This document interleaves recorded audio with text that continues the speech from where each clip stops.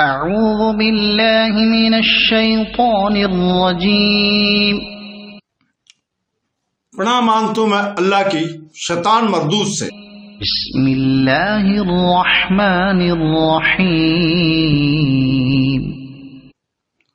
شروع کرتا ہوں اللہ کے پاک نام سے جو بہت بڑا مہربان نہایت رحم والا ہے۔ وَلِلَّهِ الْمَشْرِقُ وَالْمَغْرِبُ فَأَيْنَمَا تُوَلُّوا فَثَمَّ وَجْهُ اللَّهِ إِنَّ اللَّهَ وَاسِعٌ عَلِيمٌ۔ اور مشرق مغرب کا مالک اللہ ہی ہے، تم جدھر بھی منہ کرو ادھر ہی اللہ تعالیٰ کا منہ ہے۔ اللہ تعالیٰ کشادگی اور سمائی والا بڑے علم والا ہے۔ اس آیت کریمہ میں نبی کریم صلی اللہ علیہ وسلم اور آپ کے ان صحابہ کو تسلی دی جا رہی ہے جو مکہ سے نکالے گئے اور اپنی مسجد سے روکے گئے تھے۔ حضور پاک صلی اللہ علیہ وسلم مکہ مکرمہ میں بیت المقدس کی طرف منہ کر کے نماز پڑھتے تھے تو کعبۃ اللہ بھی سامنے ہی ہوتا تھا۔ جب مدینہ تشریف لائے تو 16 یا 17 ماہ تک تو ادھر ہی منہ کر کے نماز پڑھتے رہے، مگر پھر اللہ تعالیٰ نے کعبۃ اللہ کی طرف متوجہ ہونے کا حکم دیا۔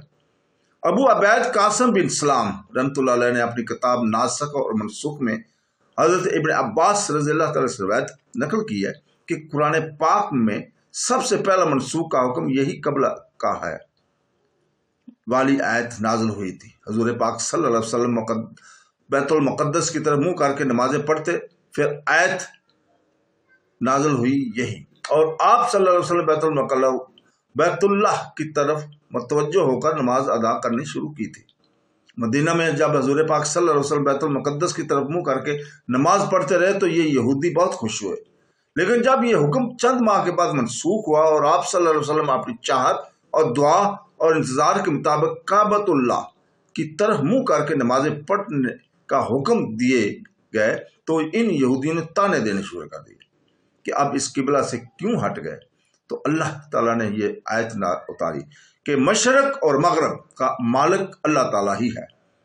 پھر یہ اعتراض کیا جدھر اس کا حکم ہو پھر جانا چاہیے۔ ابن عباس رضی اللہ تعالیٰ سے یہ بھی مروی ہے کہ مشرق اور مغرب میں تم جہاں کہیں بھی ہو منہ کعبہ کی طرف کرو۔ بعض بزرگوں کا کیا بیان ہے کہ یہ آیت کعبہ کی طرف متوجہ ہونے کے حکم سے پہلے اتری ہے، اور مطلب یہ ہے کہ مشرق اور مغرب جدھر چاہو منہ پھیر لو، سب جہتیں اللہ ہی کی ہیں اور سب طرف اللہ موجود ہے، اس سے کوئی جگہ خالی نہیں، جیسے فرمایا ہے کہ تھوڑے بہت جو بھی ہوں اللہ ان کے ساتھ ہے۔ پھر یہ حکم منسوخ ہو کر کعبۃ اللہ کی طرف متوجہ ہونا فرض ہوا۔ اس قول میں جو بھی لفظ ہیں کہ اللہ سے کوئی جگہ خالی نہیں، اگر اس سے مراد اللہ تعالیٰ کا علم تو صحیح ہے، کوئی اللہ کے علم سے خالی نہیں، اور اگر ذات باری مراد ہو تو ٹھیک نہیں۔ اللہ تعالیٰ کے پاک ذات اس سے بہت بلند و بالا ہے کہ وہ اپنی مخلوق میں سے کسی چیز میں حاضر ہو۔ نیز مطلب آیت کا یہ بھی بیان کیا گیا کہ یہ آیت سفر اور راہ روی میں اور خوف کے وقت کے لیے ہے کہ ان وقتوں میں نفل نماز کو جس طرف منہ ہو ادا کیا کرو۔ حضرت ابن عمر رضی اللہ تعالیٰ سے مروی ہے کہ ان کی اونٹنی کا منہ جس طرف ہوتا تھا نماز پڑھ لیتے تھے، اور فرماتے تھے کہ حضور پاک صلی اللہ علیہ وسلم کا طریقہ بھی یہی تھا، اور اس آیت کا مطلب بھی یہی ہے۔ آیت کا ذکر کیے بغیر یہ حدیث مسلم، ترمذی، نسائی، ابن ابی حاتم، ابن مردویہ وغیرہ میں مروی ہے، اور اصل اس کی صحیح بخاری صحیح مسلم میں بھی موجود ہے۔ صحیح بخاری میں ہے کہ ابن عمر رضی اللہ تعالیٰ سے جب نماز خوف کے بارے میں پوچھا جاتا تھا تو نماز خوف کو بیان فرماتے اور کہتے کہ جب اس سے کبھی زیادہ خوف ہو تو پیدل اور سوار کھڑے پڑھ لیا کرو، منہ خواہ قبلہ کی طرف ہو خواہ نہ ہو۔ حضرت نافع رحمۃ اللہ علیہ کا بیان ہے کہ حضرت عبداللہ بن عمر رضی اللہ تعالیٰ عنہ میرے خیال سے اس مرفوع بیان کرتے تھے۔ امام شافعی رحمۃ اللہ علیہ کا مشہور فرمان اور ابو حنیفہ رحمۃ اللہ علیہ کا قول ہے کہ سفر خواب پر امن ہو خواہ خوف زدہ اور لڑائی کو ہو سواری پر نفل ادا کر لینے جائز ہیں۔ امام مالک رحمۃ اللہ علیہ اور آپ کی جماعت اس کے خلاف ہے۔ امام ابو یوسف اور ابو سعید وغیرہ نے بھی اسے جائز کہتے ہیں۔ حضرت انس رضی اللہ تعالیٰ عنہ سے بھی یہی روایت ہے کہ امام ابو جعفر طبری رحمۃ اللہ علیہ بھی اسے پسند فرماتے ہیں، یہاں تک کہ وہ تو پیدل چلنے والوں کو بھی رخصت دیتے ہیں۔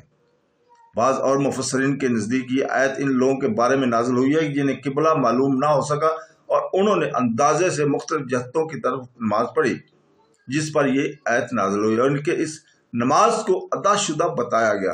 حضرت ربیعہ رضی اللہ تعالیٰ فرماتے ہیں ہم نبی کریم صلی اللہ علیہ وسلم کے ساتھ ایک سفر میں تھے، ایک جگہ پڑاؤ کیا، رات اندھیری تھی، لوگوں نے پتھر لے لیے بطور نشان کے قبلہ رکھ کر نماز پڑھنی شروع کر دی۔ صبح اٹھ کر روشنی دیکھا تو نماز قبلہ کی طرف ادا نہیں ہوئی تھی۔ ہم نے حضور پاک صلی اللہ علیہ وسلم سے ذکر کیا، اس پر یہ آیت نازل ہوئی۔ یہ حدیث ترمذی میں ہے، امام صاحب نے اسے حسن کہا ہے اور اس کے دو راوی ضعیف ہیں، اور ایک روایت میں ہے کہ اس وقت گھٹا ٹوپ اندھیرا چھایا ہوا تھا اور ہم نے نماز پڑھ کر اپنے سامنے خط کھینچ دیے تھے تاکہ صبح کی روشنی میں معلوم ہو جائے کہ نماز قبلہ کی طرف ادا ہوئی ہے یا نہیں۔ صبح معلوم ہوا کہ قبلہ کی سمت متعین کرنے میں ہم نے غلطی کی، لیکن حضور پاک صلی اللہ علیہ وسلم نے ہمیں وہ نماز لوٹانے کا حکم نہیں دیا اور یہ آیت نازل ہوئی۔ اس روایت کی بھی دو راوی ضعیف ہیں اور یہ روایت دار قطنی وغیرہ میں موجود ہے۔ ایک روایت میں ہے کہ ان کے ساتھ حضور پاک صلی اللہ علیہ وسلم نہ تھے، یہ سند بھی ضعیف ہے۔ ایسی نماز کے لوٹانے کے بارے میں علماء کے دو قول ہیں۔ ٹھیک قول یہی ہے کہ دہرائی نہ جائے اور اسی قول کی تائید کرنے والی یہ حدیث ہیں جو ہم اوپر بیان کر چکے ہیں۔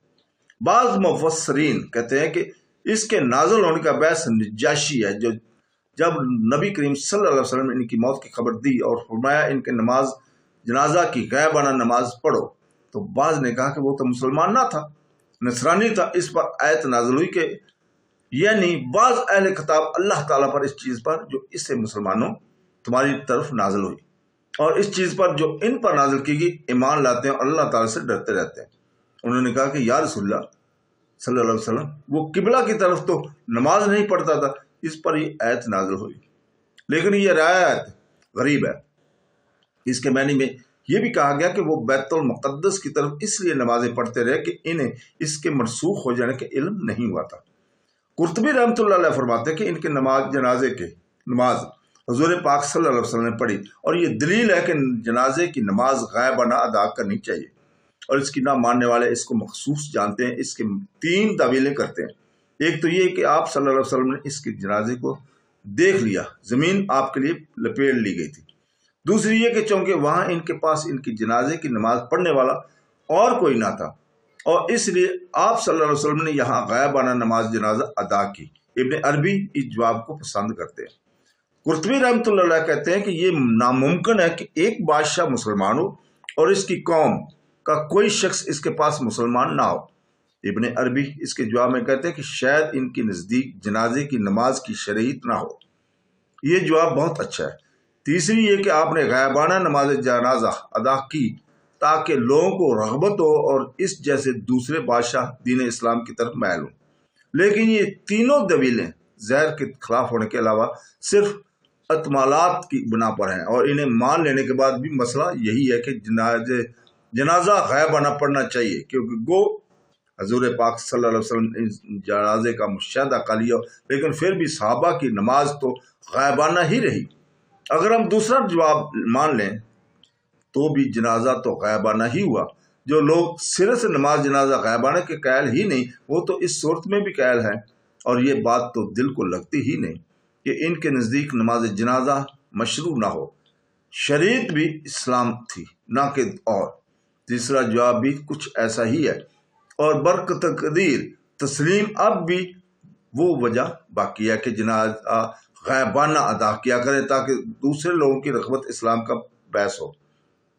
ابن مردویہ میں حدیث کی ہے کہ رسول پاک صلی اللہ علیہ وسلم فرماتے اہل مدینہ میں اہل شام اہل عراق کا قبلہ مشرق اور مغرب کے درمیان ہے۔ یہ روایت ترمذی میں بھی دوسرے الفاظ سے مروی ہے۔ اس کی ایک راوی ابو المشر کے حافظہ پر بعض اہل علم نے کلام کیا ہے۔ امام ترمذی رحمۃ اللہ علیہ نے اس سے ایک سند سے بھی نقل کیا ہے اور اسے حسن صحیح کہا ہے۔ حضرت عمر بن خطاب رضی اللہ تعالیٰ، حضرت علی بن ابو طالب کرم اللہ وجہ، حضرت عبداللہ بن عباس سے بھی یہی مروی ہے۔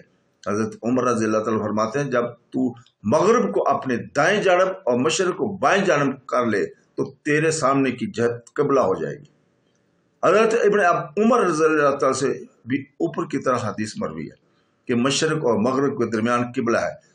ملاحظہ ہو، ہوا قطنی، بہکی وغیرہ۔ امام ابن جریر فرماتے ہیں کہ یہ مطلب بھی ہے اس آیت کا ہو سکتا ہے کہ تم مجھ سے دعائیں مانگنے میں اپنا منہ جس طرف بھی کرو، میرا منہ بھی اسی طرف پاؤ گے اور میں تمہاری دعاؤں کو قبول فرماؤں گا۔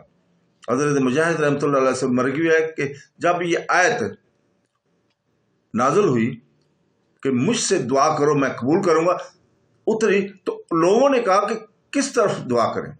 اس کے جواب میں یہ آیت اتری، نازل ہوئی۔ پھر فرماتا ہے کہ اللہ تعالیٰ تمام وسطوں پر غالب اور گنجائش والا اور علم والا ہے، جس کی کفایت سخاوت اور فضل و کرم نے تمام مخلوق کا احاطہ کر رکھا ہے۔ وہ سب چیزوں کو جانتا بھی ہے، کوئی چھوٹی سے چھوٹی چیز بھی اس کے علم سے باہر نہیں، بلکہ وہ تمام چیزوں کا عالم ہے۔ صدق اللہ العظیم۔